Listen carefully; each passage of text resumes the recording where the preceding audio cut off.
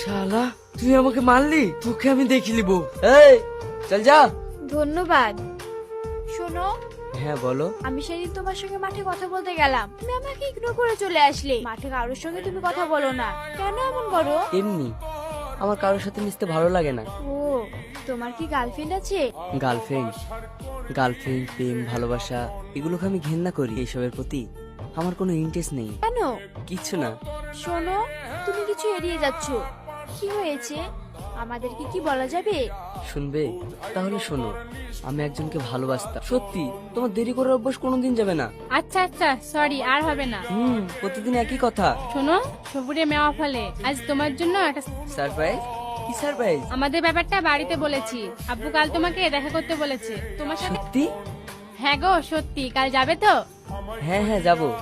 তোমরা একটু ভেতরে যাও, সেলিমের সাথে আমার পার্সোনাল কিছু কথা আছে। ঠিক আছে।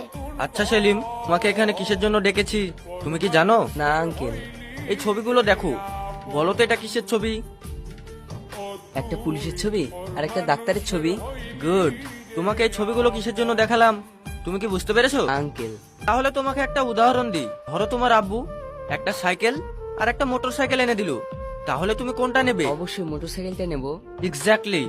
আমার মেয়েকে বিয়ে করার জন্যও অনেক doctor, police officer, engineer line দিয়ে বসে আছে। ও, তাহলে আপনি এইভাবে অপমান করার জন্য আমাকে ডেকেছেন?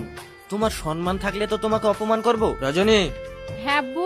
মা সেলিমকে দরজা পর্যন্ত ছেড়ে দিয়ে আয়। সালমান ভাই, শেষমেশ তোমার শিক্ষিত ছেলেটাকে কাজে লেগে দিলা। তুমি না বলতা তোমার ছেলে বড় পুলিশ অফিসার হবে? কি করবো বলো ভাই, এখন চাকরি বাকরির যা হাল, তাছাড়া দোকানের কাজ একা সামলানো যাচ্ছে না।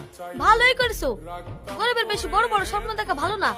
এর জন্য আমার মেয়েদের প্রতি কোনো ইন্টারেস্ট নেই। আমার লাইফের প্রতি ফোকাস, আর একটাই লক্ষ্য, আমার স্বপ্ন পূরণ। Selim, I love you.